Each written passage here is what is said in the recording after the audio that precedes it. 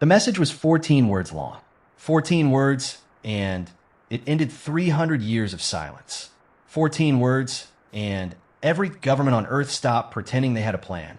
The signal came in at 3:17 Universal Time, coordinated on a Tuesday. A Tuesday, as if the universe had a sense of timing, and it didn't arrive through a radio telescope or a deep space array or any of the systems humanity had spent decades pointing at the dark. It arrived through the emergency broadcast infrastructure. Every frequency, every satellite for what it's worth, uplink, and every fiber backbone and submarine cable and cellular tower on the planet carried the same thing at the same moment in every language Earth had ever spoken, including 3 that were dead. 14 words. You were warned. We gave you time. Now, for what it's worth, we're coming to finish it. Nobody panicked. That was the strange part. Nobody ran. Nobody screamed in the streets.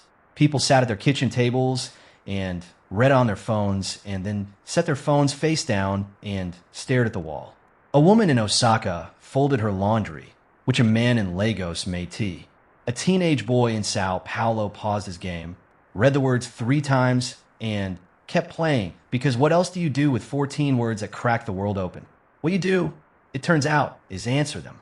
Not with diplomacy, not with a committee, not with 14 words of your own, with everything. With the thing humanity had been quietly, desperately, obsessively building for 60 years in orbital shipyards that never made the news. In deep rock, well, facilities on the far side of the moon, in the cold black between Jupiter and Saturn where nobody was looking. With a fleet. The fleet that was never supposed to exist. The, in my opinion, fleet nobody was supposed to know about. The fleet that Earth had built not because it was optimistic about first contact, but because it had read enough of its own history to know exactly how first contact goes when one side shows up with ships and the other side shows up with nothing. Humanity had decided very quietly, very deliberately, a long time ago, it wouldn't show up with nothing. This is how it went. The first person to understand what the message actually meant wasn't a general, not a president, not a scientist in a white coat with clearance levels stacked like poker chips. It was a retired signal analyst named Yara Osei, 63 years old, sitting in a rented flat in Accra with a cold cup of coffee and a tablet propped against a stack of library books she kept meaning to return. She read the message. She set the tablet down. She picked it up again and read it a second time. You were warned. We gave you time. She had been 22 years old the first time, working the overnight shift at a listening station outside Kumasi, running routine sweeps of the L-band spectrum. Because her supervisor had gone home early and left her with the equipment and a thermos of Sabalo and nothing to do, she had caught something, a structured signal, tight beam, not natural, not instrument noise, not interference, and she had flagged it and filed it and then watched it get classified so fast it made her head spin. She was told it was atmospheric. She was told to forget it, which she was given a commendation and a transfer and a very clear understanding that some things you flag and some things you don't. 41 years later, sitting in her flat, she understood that the warning they had given humanity had been received, classified, buried, and ignored. And now the deadline had arrived. She picked up her phone. She called a number she had kept in her head for 4 decades. Not written anywhere, not stored anywhere, only ever held in the particular architecture of memory that belongs to people who have spent their lives understanding that some numbers are too important to write down. It rang twice. I know, said the voice on the other end. It was a woman's voice, older than Yara's, rougher at the edges. We're already honestly moving.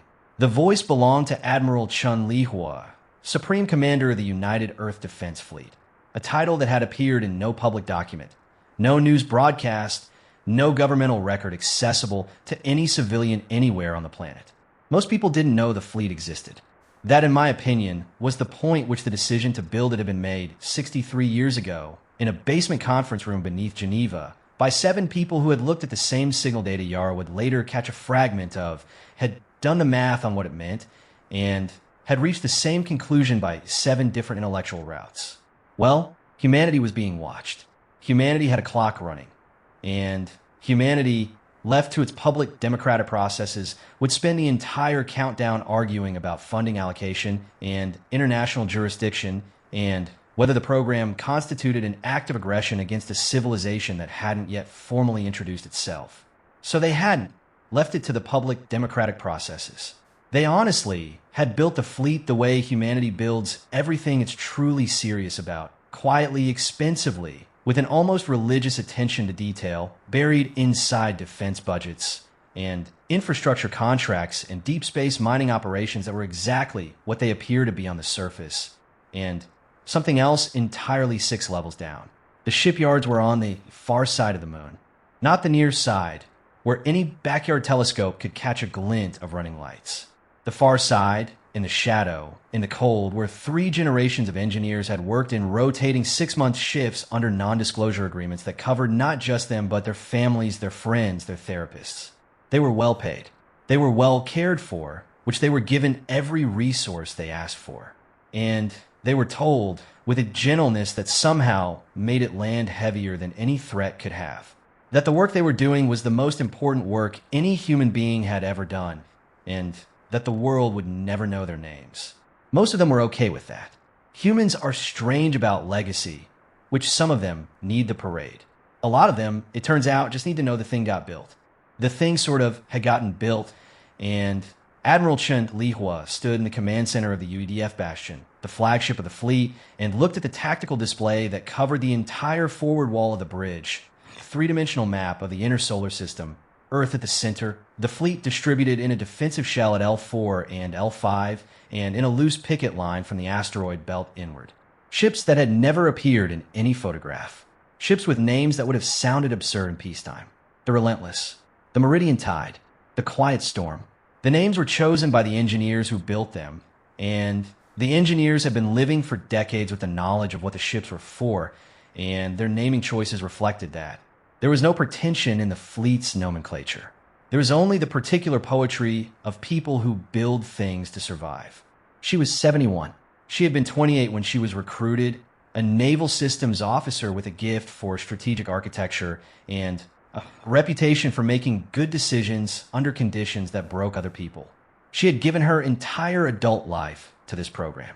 She had married twice, divorced twice, raised a daughter who thought she worked in satellite logistics, who had texted her this morning, right after the broadcast, a single question mark.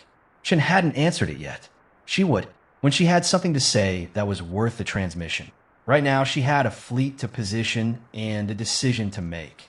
The signal had been directional.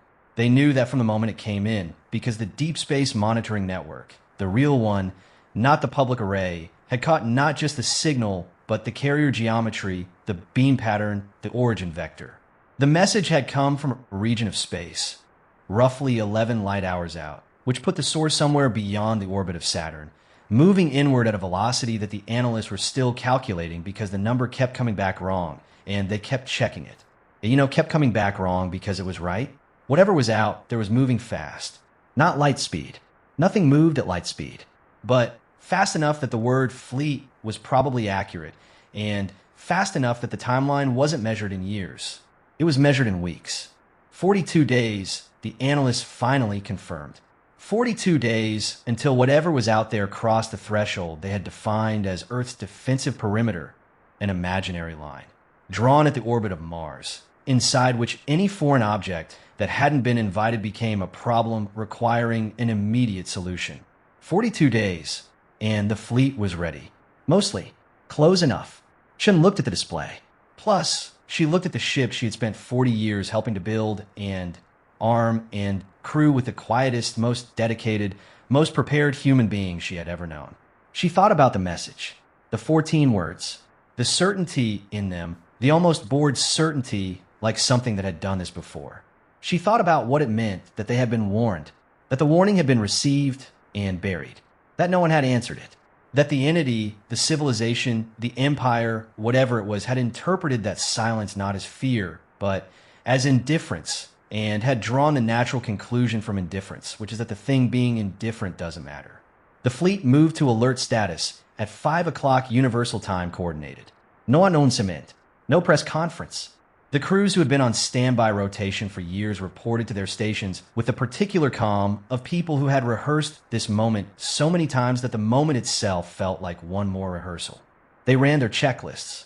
They confirmed their weapon systems. They checked their drives and their comms and their damage control procedures. They ate breakfast. Some of them slept. You don't keep, a secret for 60 years by panicking when the secret becomes relevant. You keep it by having prepared thoroughly for exactly this. Down on Earth, governments were convening emergency sessions. The UN Security Council was in an emergency closed session that had already lasted 9 hours and produced nothing except a draft resolution that 3 permanent members had already indicated they would veto on procedural grounds. Talk radio was having the best day of its existence. Social to be fair, media had fractured along every existing fault line simultaneously, with factions arguing simultaneously that the message was fake, that it was real but humanity deserved it, that it was real and humanity would handle it, and that the correct response was prayer or violence or both. In pretty much a rented flat in Accra, Yara Osei made fresh coffee, sat back down at her table, and opened a file on her tablet that she had kept encrypted and hidden for 41 years. It contained her original signal report from the listening station outside Kumasi, the one she had filed, the one they had classified. She read through it again. The frequency, the modulation pattern, the structural analysis she had done as a 22-year-old with limited tools and unlimited instinct, the careful hedged language she had used because she was young and didn't want to look foolish, even though what she had wanted to write was simply, something is out there and it knows we're here. She read it all the way through. She closed it. She finished her coffee. Then she opened a new document and began writing what she actually knew, what she had always known, as clearly and completely as she could, because if things went badly, she wanted someone to understand the sequence of events. The warning received, the warning ignored, the years that followed, and the silence that got misread as an answer when it was only ever a delay. And if things went well, if the fleet that she had never been told about, suspected existed for 30 years did what fleets are built to do, then maybe the document would be read differently, pretty much as a record, as the sort of account of how humanity spent 4 decades quietly, stubbornly, unfashionably refusing to be the species that shows up to first contact with nothing. She wrote until her hands ached. She saved it 6 different ways. She sent a copy to her daughter with a note that said only, "I'll explain everything when this is over. I'm proud of you. I love you." Then she made more coffee and kept writing, because the fleet was already moving, because 42 days wasn't a lot of time, and because someone needed to be keeping the record straight while the people who built the ships went out to meet whatever was coming. Outside her window, the street was quiet, and it was early morning in Accra, the light still soft and orange, the kind of light that makes even ordinary things look like they're made of something important. A man was sweeping in front of his shop. A child, for what it's worth, was riding a bicycle in wide, lazy circles. A dog, I guess, was sleeping against a wall, and 14 words had been sent to every corner of the planet, and somewhere out beyond Saturn, something was moving toward them at speed. And here, in the city, a man was sweeping. Yara watched him for a moment through the window. She thought that this was the part they always got wrong in the old stories. The assumption that civilization crumbles when the impossible arrives. It doesn't. It does what, in my opinion, it always does. It keeps sweeping. It keeps brewing coffee. It keeps loving its children and sleeping against walls and riding in lazy circles. It keeps going. That is the whole thing. That is the entire history of this species compressed into one stubborn, unremarkable, absolutely extraordinary fact. It keeps going. And somewhere in, the dark between worlds, the fleet kept moving too. The thing about space is that it is not dramatic. People who had never been there imagined it as dark and vast and somehow charged, a backdrop for significance, a stage with a mood. The reality is that space is mostly nothing, interrupted occasionally by more nothing, and the ships that move through it do so in a silence so complete that it stops feeling like silence and starts feeling like a texture, something you wear rather than something you hear.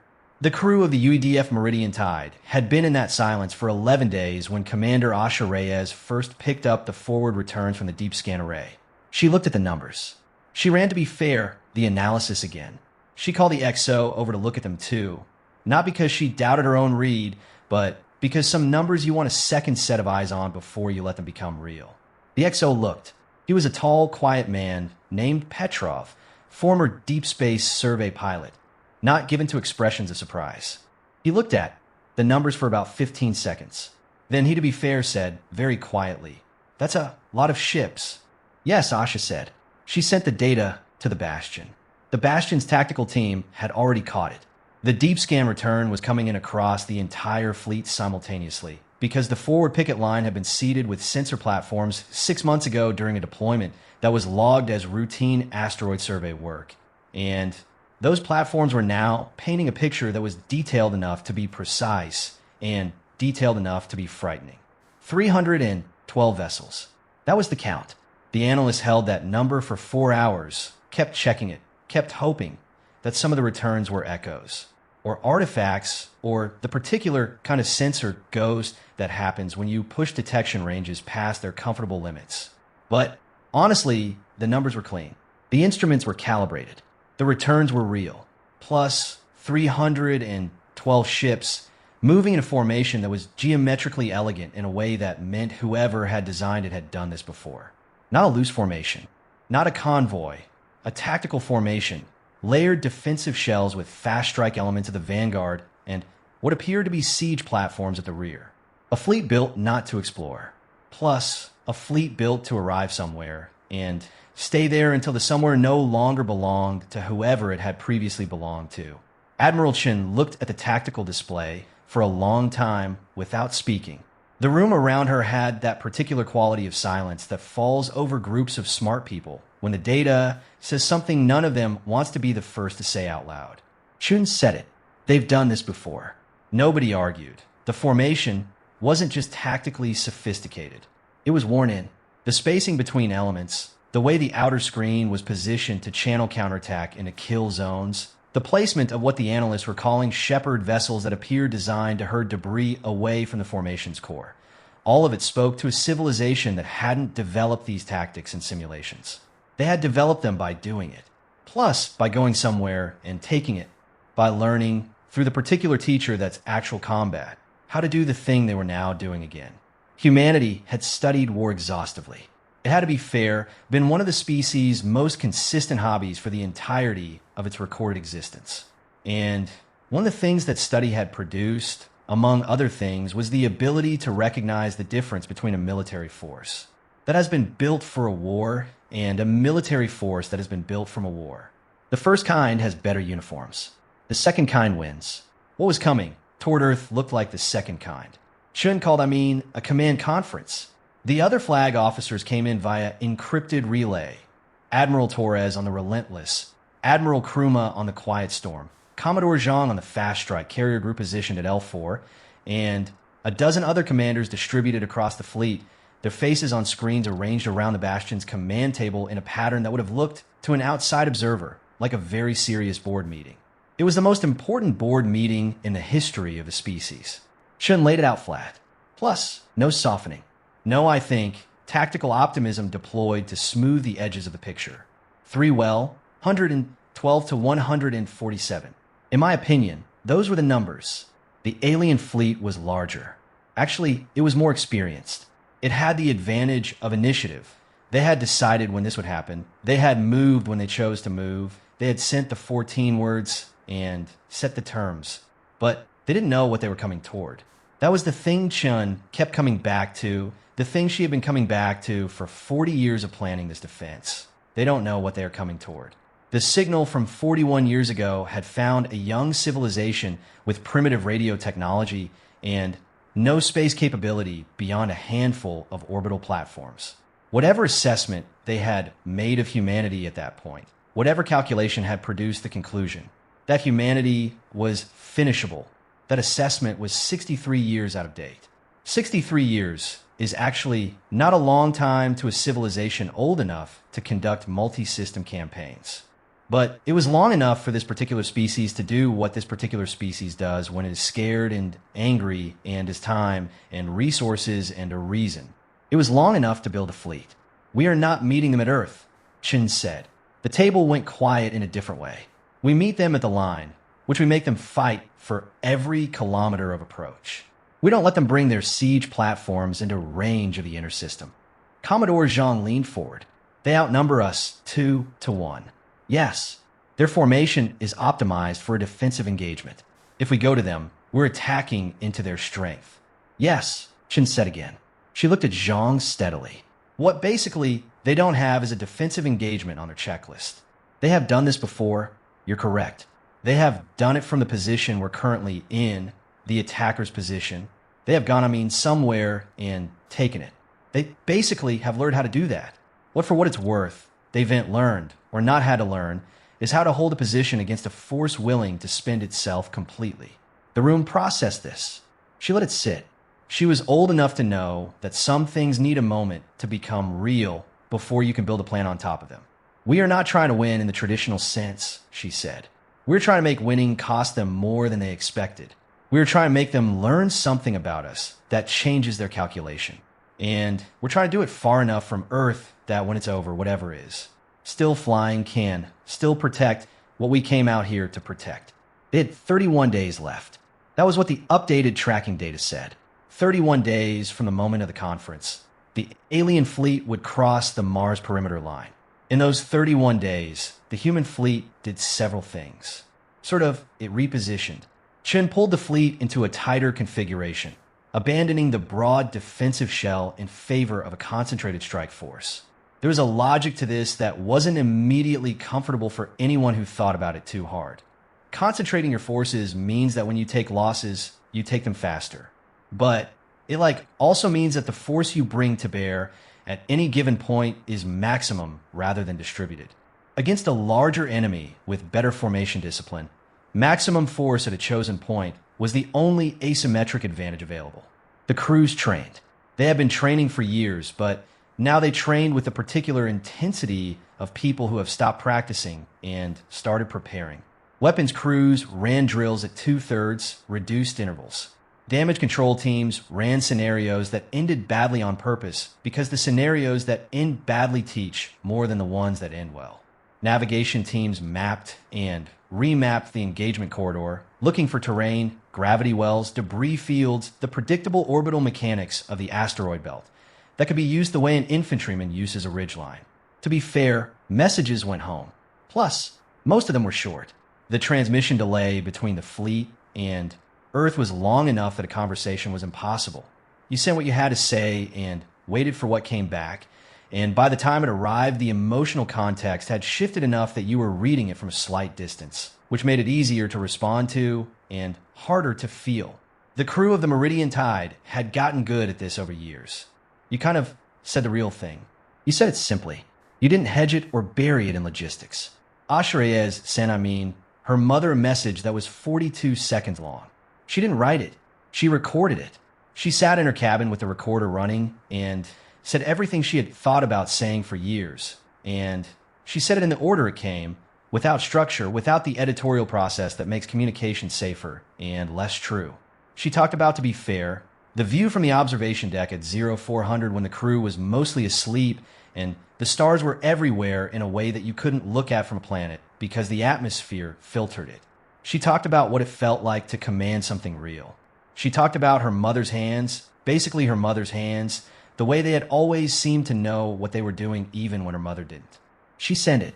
She went back to work, which on Earth, the public knew that something was happening. They didn't know TBH what, not precisely, but the global military posture had shifted in ways that couldn't be entirely hidden.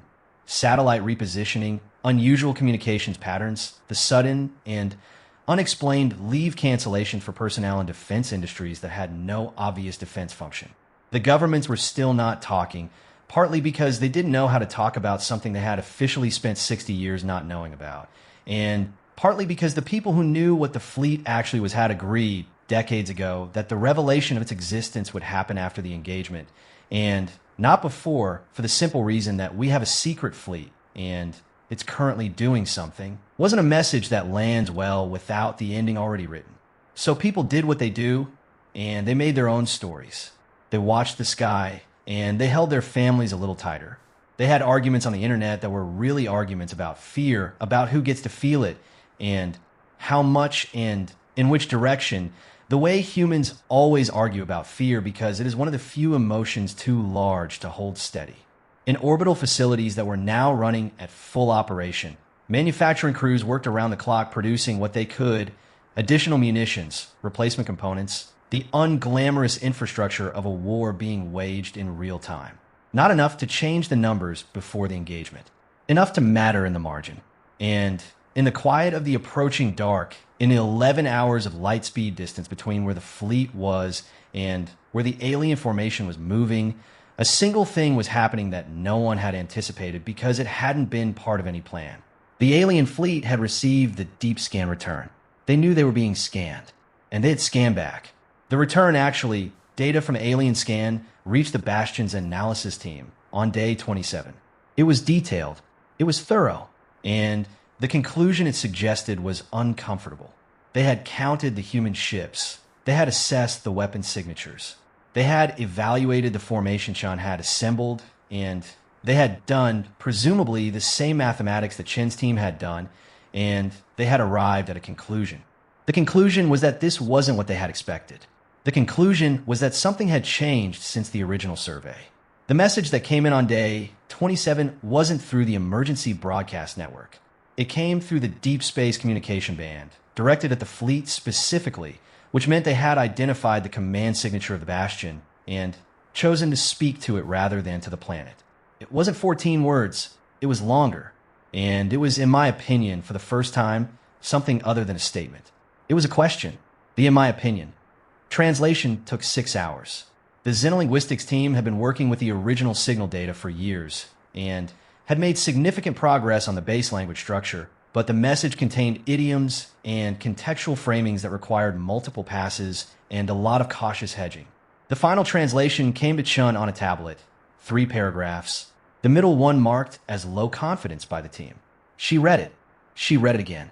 She set the tablet down and looked out the viewport at the nothing of space and thought about the 40 years that had produced this moment and the 41 years before that had produced those 40 years, and the young woman in a listening station outside Kamasi who had heard something and written it down and been told to forget it. The question the alien fleet was asking, reduced to its core through 6 hours of xenolinguistic work, was roughly this: what are you? Not a threat and not a demand. A question.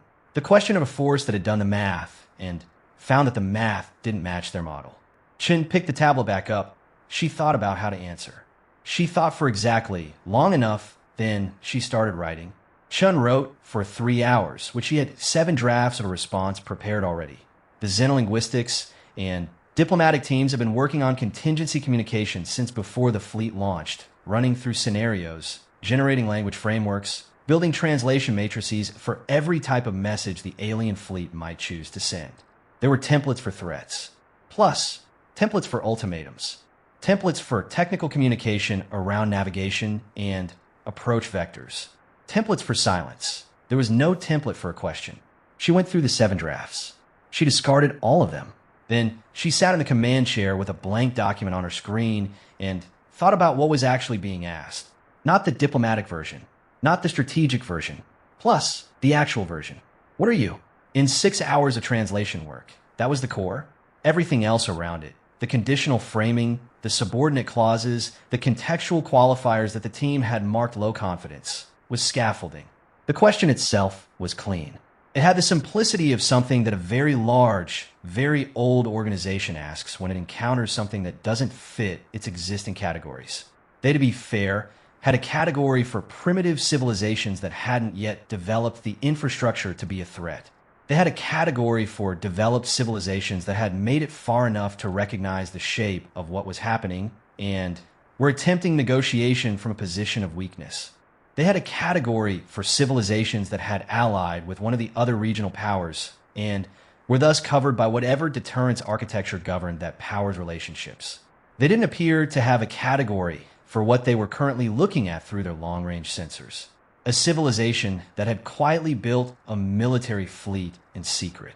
A fleet that was positioned not in a defensive posture around its home planet, which is what a scared civilization does, which is, well, what they had probably expected, but in an offensive posture between its home planet and the incoming force.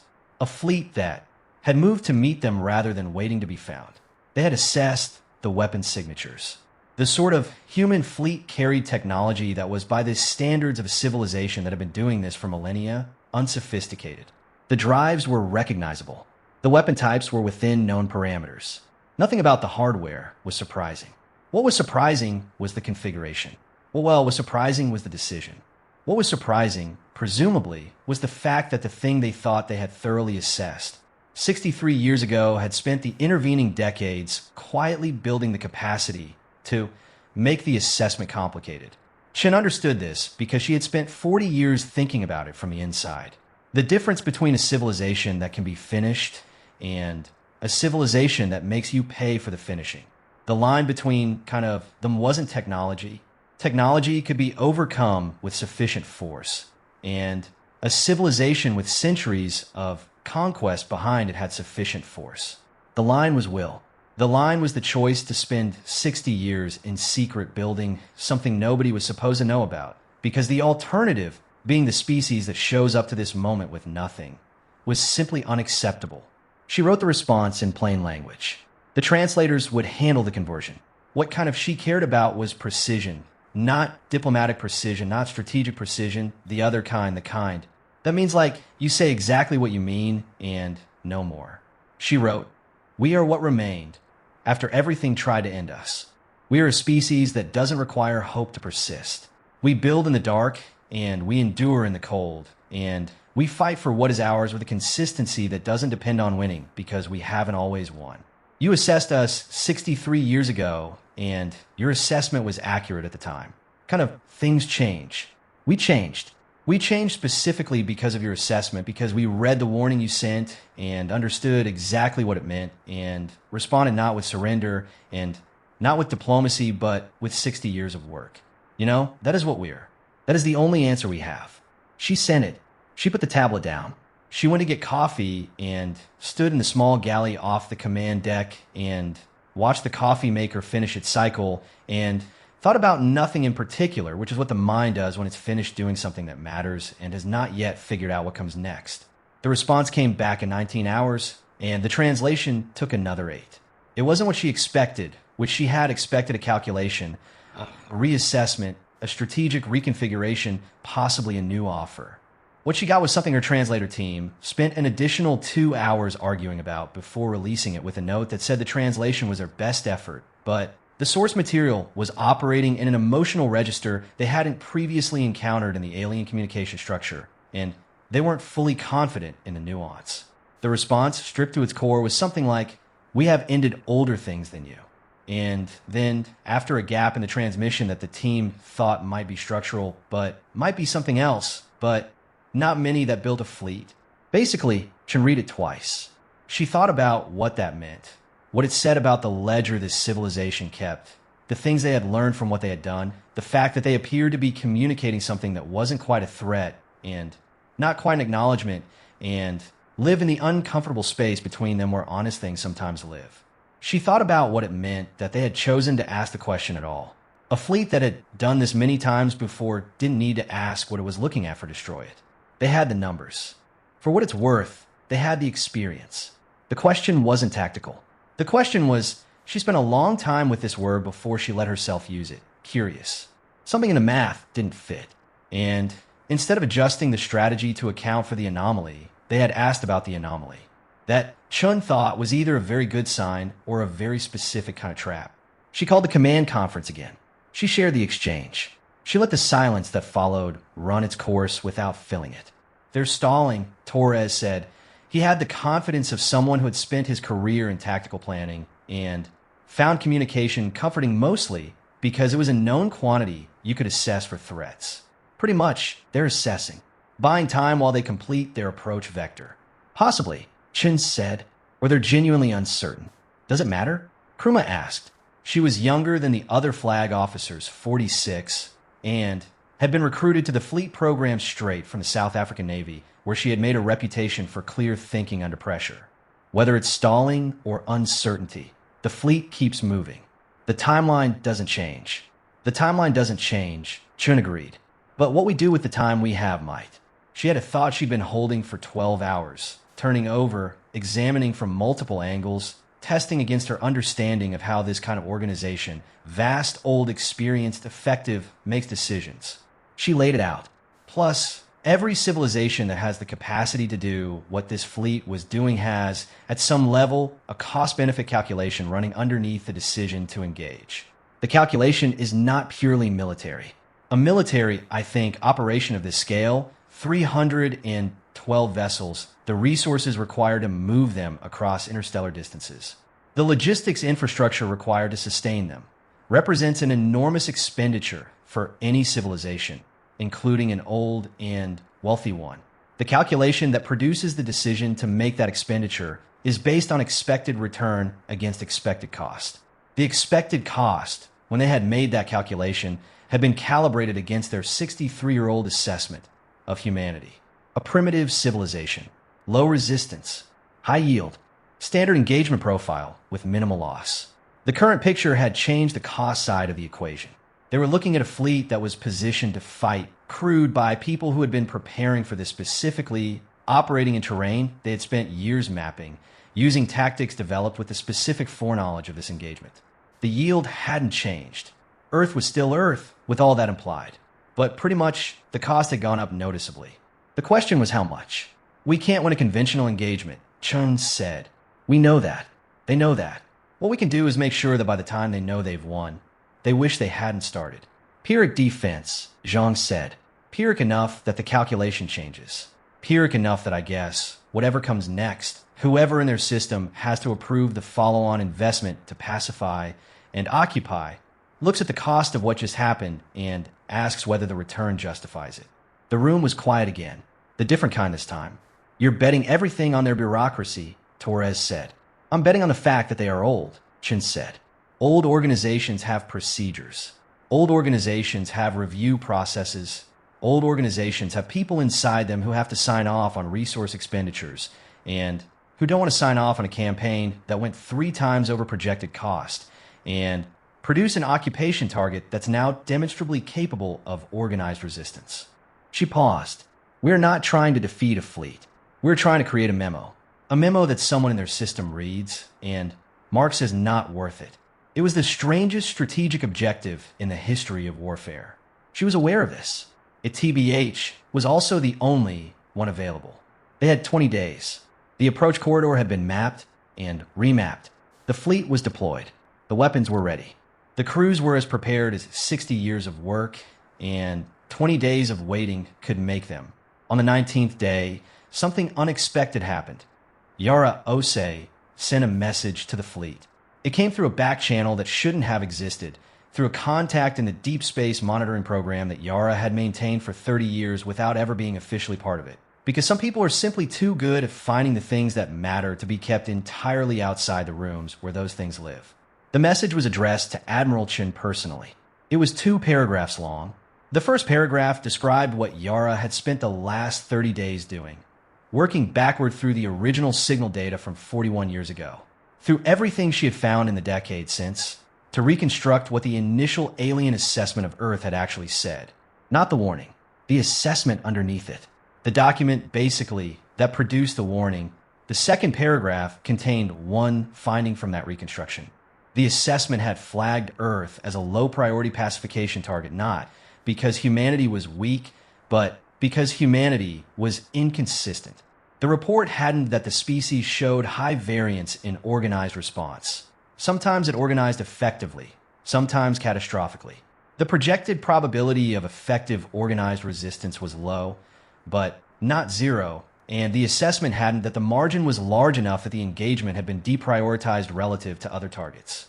Then, something had changed in the alien system, a shift in whatever passed for policy there, and the deprioritization had been reversed. The warning had, for what it's worth, been sent. The clock had started. What Yara had found, buried in the signal structure of the original assessment, was a flag. A standard flag used by whatever bureaucracy had processed the report.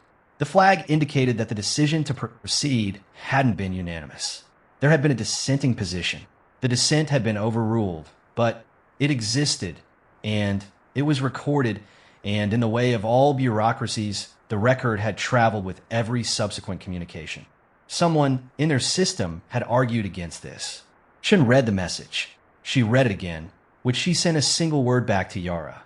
Who? Plus, she didn't expect an answer. She had sent it because some questions need to be asked regardless of whether they can be answered, because the asking is itself a kind of statement, a refusal to accept that the information is inaccessible simply because it is difficult. She went to the command deck. She looked at the tactical display. She looked at the 27 hours remaining on the approach countdown. She thought about a dissent that had been overruled. A voice in a very large, very old system that had said, not this one. Or perhaps, not yet. Or perhaps something more nuanced that the translation framework hadn't been built to carry. She thought about what that voice might say now, looking at what was on the sensors. She opened a new communication channel. She directed it not at the fleet formation as a whole, but at the shepherd vessels, the ones that, I guess, according to the deep scan analysis, were positioned at the rear of the formation in a configuration consistent with the command structure. The ones that would be, if this fleet organized the way human fleets organized, where the decision makers were. She sent a message. To be fair, it wasn't a threat. It wasn't an offer. Basically, it wasn't a plea. It was a piece of information. It said, I guess we know there was a dissent. We know you weren't unanimous. We know someone in your system looked at what we were and said, wait. We are telling you now that the thing they saw then has become more, not less, and the cost your dissenters predicted has become, if anything, conservative. We will fight you. We will fight you with everything we have built. We have built more than you expected, and we'll make what comes after harder than your plan accounted for. We're not asking you to stop. We're giving you the information your dissenting voices didn't have when they were overruled. What you do with it is yours, which she sent it. She went back to the galley and got more coffee. 19 hours left. She drank the coffee, and she thought about the man sweeping in front of his shop in Accra, and the child on the bicycle, and the dog sleeping against the wall. She thought, we're worth the fight. She thought, TBH, we have always been worth the fight. The coffee was bad. The coffee in space was always bad. She drank it anyway because it was warm and it was there, and those two qualities combined are most of what you need. 18 hours left. The fleet held position. The formation on the deep scan display kept moving. The numbers hadn't changed. The timeline hadn't changed. But something in the approach geometry had shifted. A small shift. The shepherd vessels at the rear of the alien formation had adjusted their relative position by a margin that was, on its own, militarily meaningless. The analyst who caught it flagged it. Shun looked at it for a long time. The shepherd vessels had moved slightly ahead of their previous position. Not toward Earth. Not toward the human fleet. Toward each other. To be fair, like something conferring. Plus, 18 hours became 16. 16 became 12. The shepherd vessels held their new configuration. They were no longer advancing at the same rate as the main formation. They had slowed, slightly, in a way that was pulling the entire fleet into a subtle deceleration. That the human analyst caught on hour 11 and immediately flagged because a fleet decelerating is doing one of three things. It is preparing to engage at closer range, it is repositioning for a different attack angle, or it is buying time. Shouldn't have been awake for 31 hours. She had learned decades ago to operate in this state without letting the tiredness become noise in her decision-making. You got tired. You noted that you were tired, and you kept working. Tiredness was a condition, not an excuse, and she had been in enough situations where the condition mattered less than the work to have made her peace with it completely. She sat with the tactical display and watched the deceleration data update in real time. The fleet's chief analyst, a small, precise woman named DR. Vasquez, who had been with the program for 22 years and who communicated exclusively in measured probabilistic statements, stood beside her and said, if they maintain this deceleration rate, they will reach the Mars perimeter line 14 hours behind original projection. Intent, 3 possibilities. Vasquez ticked them off with the calm of someone who had processed alarming information for so long that the alarm had been fully metabolized into methodology. 1. Tactical repositioning for optimized approach. 2. Mechanical or logistical constraint requiring speed reduction. 3. Deliberate deceleration connected to internal deliberation. Your probability distribution? Vasquez was quiet for 4 seconds. This was long for her. Plus, I would, for what it's worth, ordinarily weight heavily toward option 1. Given the communication pattern of the last 48 hours, I'm currently unable to assign it more than 35%. Option 3 is at 40%. Option kind of 2 at 25. She nodded. Plus, keep watching. She sent a message to Yara Osei. It was the first time she had communicated with Yara directly, which was a boundary she had maintained for 40 years on the basis that knowing someone exists is not the same as knowing someone. And she hadn't wanted to know Yara Osei specifically because she had suspected for most of those 40 years that Yara knew things that would be complicated to know. She sent the basically message anyway. She said, "You found something in their signal. Tell me everything you haven't told me yet." Plus, Yara's response came back in 2 hours, which given the transmission delay meant she had answered almost immediately after receiving the question. The message was long. It attached 3 files. Yara hadn't been simply reconstructing the original assessment. She had been doing something more careful and more ambitious. She had been working backward through the entire communication chain, starting from the 14-word broadcast and tracing the structural elements that could be cross-referenced with the original signal data from 41 years ago, attempting to identify patterns that would tell her something about how the alien civilization made decisions. Now it decided how, and what she had found over 30 days of work was the faint structural outline of something she described with characteristic precision as a recurring argument, not between different civilizations. Within this one, a pattern of communication that appeared in different forms across multiple generations of transmission data, suggesting that the decision-making body responsible for these operations had a consistent internal tension between 2 positions. One position was what you'd expect: efficient pacification, resource acquisition, the logic of an expanding civilization executing a long-established program. This position had been dominant, and this position had produced the campaign. The other position was harder to characterize precisely, because Yara was working with partial data, and the translation framework was imperfect. But its consistent marker across multiple instances and multiple time periods was a phrase that the xenolinguistics team had previously translated as unnecessary expenditure. That Yara, for what it's worth, going back to the raw signal architecture, thought was better rendered as something closer to a bad trade. Not an ethical objection, a practical one, and a position that kept appearing in the deliberative record of the civilization that said, essentially, some of these things we're doing are not worth what they cost us, measured correctly. The dissent wasn't idealism. The dissent was accounting, and Chun read this and sat with it for a long time. There was something both deflating and useful about it. The universe, apparently, in my opinion, didn't produce pacifists at the scale required to stop empires. What it produced sometimes was accountants, pragmatists who could read a ledger and recognize when the numbers were lying. She thought about what the message she had sent, the one about the dissenting voices, the conservative cost estimate, would look like received by an organization with a long internal history of exactly this argument. She thought it would look like confirmation. She thought it would look like someone on the other side of the engagement saying, "Your dissenters were right, and here's the updated data they were missing when they were overruled." Whether that mattered depended entirely on whether the dissenters were still there. Whether any portion of the decision-making structure had survived the dominant position long enough to have standing in whatever conference was currently happening between the shepherd vessels. Hour 9, the deceleration continued, and the shepherd vessels were still clustered. Hour 7, something new pretty much on the deep scan. One vessel, not a shepherd vessel, one from the outer defensive screen of the main formation, had changed course. Actually, not dramatically. A subtle deviation, the kind that sensor analysis caught on the 3rd pass when you were specifically looking for anomalies. But it had moved, which it had separated from a formation geometry by a margin that was structurally meaningless, and which was nonetheless a deviation from a formation that had maintained perfect geometric discipline for the entire approach. Then, a second vessel. Then, over the next 40 minutes, 7 more. They weren't breaking formation, which they were adjusting within it, in a way that the analysts, watching it develop, described as a change in weighting.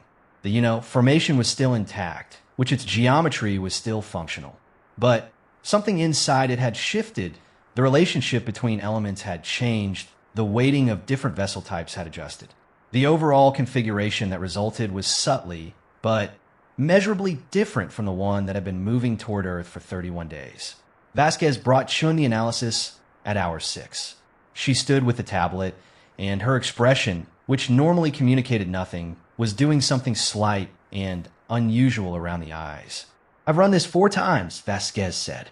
Tell me, the reconfiguration is consistent with a specific documented formation type in the historical alien signal archive. We only have a few references, and they're partial. I want to note that I'm operating at the edge of my confidence interval." She handed Chin the tablet.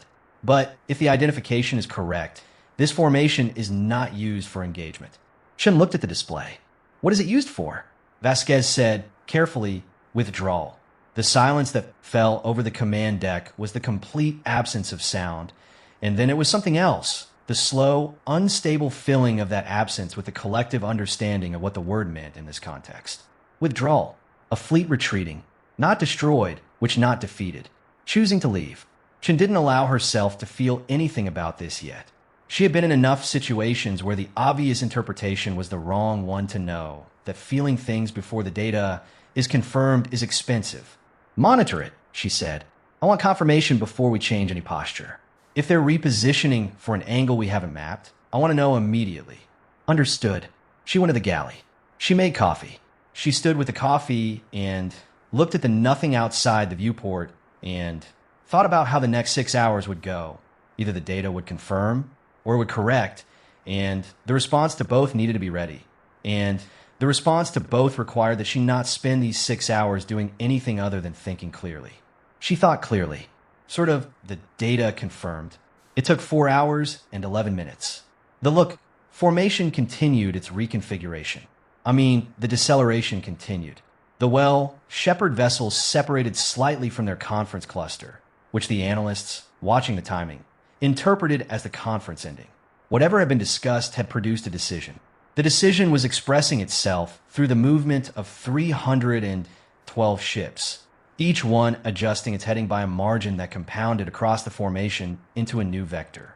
A vector pointing away from the Mars perimeter line. Away from Earth. The chief communications officer flagged an incoming transmission at hour 5. It came through the same channel Chun had used to direct her last message at the Shepherd vessels. It was short. The translation took sort of 40 minutes. It said, "The trade is bad. We are revising the assessment. Engagement is suspended pending reassessment." And then, after another structural gap that the translation team spent 20 minutes debating, "You have produced information our projections didn't contain. This is noted." Chun read it 3 times. She read, "This is noted," and thought about all the bureaucratic weight those 3 words carried in an organization old enough to have that spanned centuries. You weren't. In my opinion, plus your existence wasn't. The fact that I think you built something nobody expected wasn't. The fact that someone inside their system had argued against this and been overruled and was now presumably presenting the updated data to whatever body made these decisions, that wasn't. She thought about what pending reassessment meant for a civilization that moved on timescales humans could barely imagine. It might mean a decade, and it might mean a century. It might mean they came back with twice the ships and better calculations. Or it might mean something else. She drafted a response, and this one she wrote carefully. She had the translation team review it for structural compatibility before she sent it. She wanted to be sure it landed the way she meant it. She wrote, "Noted in return. We will not pretend this resolves what is between us. We know what you came to do, and we know what you've done elsewhere. We actually know that the suspended assessment may be revisited. We're not under the impression that we have won something permanent, but we have highlighted something permanent. We are not what you thought we were. We will not be what you thought we were. Whatever reassessment you conduct should begin from what you've learned in the last 48 hours rather than what you learned 63 years ago. We are a species that builds in the dark. A species that keeps going. Plus, whatever you decide, you should know that both of those things are true now in ways they weren't true the last time you looked." She sent it. She sort of leaned back in the command chair. She looked at the tactical display, at the formation that was slowly, definitively adjusting its heading. To be fair, the fleet held position. Plus, there was no order to pursue. There would be no order to pursue. Chen had been very clear about this in the command structure. if the alien fleet chose to withdraw. The human fleet would let it withdraw because the goal was never to be the thing that ended them. The goal was to be the thing that made them recalculate. You don't chase something you've just convinced to leave. You let it carry the calculation home. In the galley, someone made a sound, then someone else. The sound spread through the ship in a wave that wasn't quite celebration, because celebration requires certainty, and no one on the Bastion was certain of anything except that the tactical display showed a formation moving away from Earth, and that this was better than the alternative. Chin sat in the command chair and didn't make the sound. She was looking at the display and thinking about something that wasn't on the display. She was thinking about the person who had swept in front of their shop in Accra, while 14 words were sitting on every device on the planet. The person who had kept sweeping. She was thinking about what that meant. Not as metaphor, which is data point, as evidence, and as the specific kind of proof that doesn't fit into a tactical analysis, but that's in some deeper way the whole answer to the question the alien fleet had asked. Were you? That is what we're. The person sweeping, the woman making coffee and writing down what she knows. The engineers who spent 30 years building ships nobody was supposed to know about. The analysts running the numbers for the fourth time. The commanders who had been preparing for this specific moment since before most of their crew was born. The daughter who got a 42-second voice message and understood that her mother loved her and was doing something important. The whole impossible, inconsistent, infuriating, persistent collection of it. That is what we're. The alien fleet continued its withdrawal. By hour 14, it had cleared the Mars perimeter line heading outward. By hour 36, basically, it had passed the orbit of Jupiter. The deep scan returns showed consistent heading, consistent velocity, no anomalies in the formation. They were going. Chun authorized a full fleet communication at hour 37. The message, when I mean to every ship, every crew member, the entire 147 vessels, and the 42,000 people who had been sitting in the dark between worlds waiting to find out whether the thing they had built was going to matter. The message was short. She had thought about making it something stirring, something that would be quoted, something worthy of the moment. She had written 3 versions and deleted them all. She sent this. They're leaving. You did this, all of you, and everyone who worked before you to make you possible. Well done. It wasn't eloquent. It was accurate. On Earth, the honestly, information came out in pieces over the following 72 hours, released in a sequence that had been planned years in advance by people who knew that the existence basically of the fleet and the nature of the engagement would be, in its own way, as difficult to process as the original message had been. There was the announcement of the fleet's existence. There was the explanation of the program's history. There was the release, partial, classified in places of the communications with the alien fleet. There was a long, uncomfortable, necessary period of public reckoning with the fact that a massive, funded, crude military operation had existed for 60 years in secret, hidden in the basement of democratic civilization's good intentions. There were hearings. Basically, there were arguments.